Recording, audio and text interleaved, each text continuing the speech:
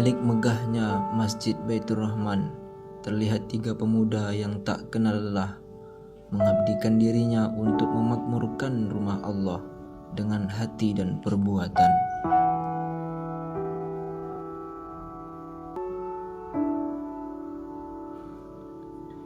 Tiga orang pemuda yang memakmurkan rumah Allah sudah hampir 3 tahun menjadi takmir masjid. Setiap harinya bangun lebih awal 1 jam sebelum azan subuh dikumandangkan. Lampu-lampu masjid dihidupkan, membersihkan area masjid agar jamaah nyaman, hingga memastikan pengeras suara berfungsi dan murotal pun dihidupkan.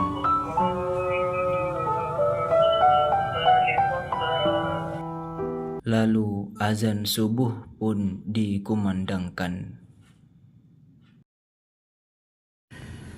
Hayya 'alas salat,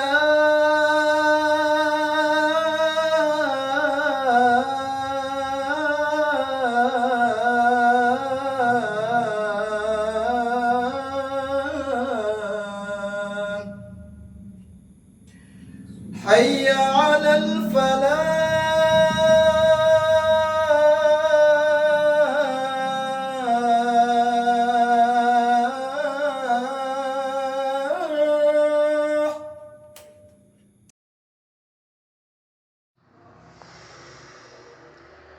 Bismillahirrahmanirrahim.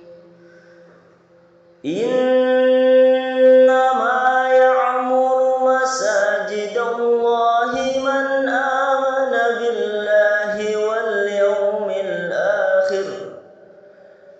yawmil akhir wa aqamas salata wa ataz zakata wa lam yakhsha illa Allah fa'asa ulaika an yakunu minal muhtadin.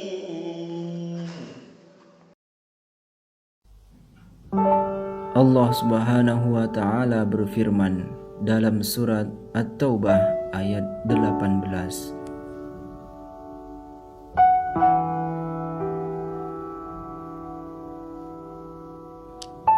Mengambil ringkasan dari tafsir Ibnu Katsir, memakmurkan masjid tidak hanya bermakna membangun fisik, tapi juga menghidupkannya dengan sholat, zikir, majelis ilmu, dan amal sosial.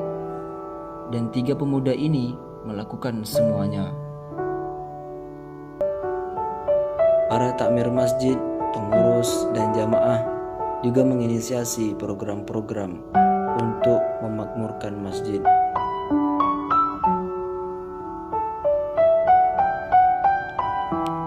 Rasulullah Shallallahu Alaihi Wasallam bersabda, "Barang siapa membangun masjid karena Allah, maka Allah akan membangunkan baginya rumah di surga."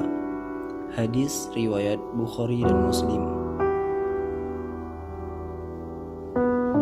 Ikut serta memakmurkan rumah Allah adalah sedekah jariah yang tak putus meski kita sudah tiada. Kita mungkin tidak sekuat mereka, tapi kita bisa meniru semangatnya dengan tenaga, harta, ataupun waktu. Kita semua bisa ikut memakmurkan rumah Allah.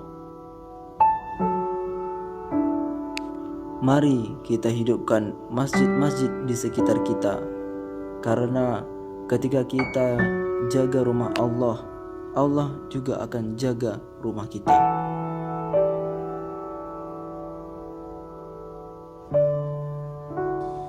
Ikhwani rahimakumullah, masjid itu bukan hanya tempat untuk sholat, tetapi juga sebagai peradaban umat. Oleh karena itu, mari kita jaga masjid. Insyaallah Allah akan menjaga kita. Bismillahirrahmanirrahim. Ikhwani rahimakumullah, jangan pernah bingung untuk memulai suatu kebaikan itu mulainya dari mana. Allah Subhanahu wa ta'ala berjanji, cukup perbaiki ibadahmu, cukup perbaiki salatmu, maka Allah Subhanahu wa taala akan memperbaiki hidupmu. Halo teman-teman yang saya banggakan, sebangsat-bangsatnya kita, senakal-nakalnya kita, minimal janganlah kita meninggalkan sholat lima waktu. Setidaknya hubungan kita dengan Allah tidak terputus. Jika hubungan kita dengan Allah tersambung, insya Allah perlahan hidayah akan masuk dan perubahan itu akan terjadi.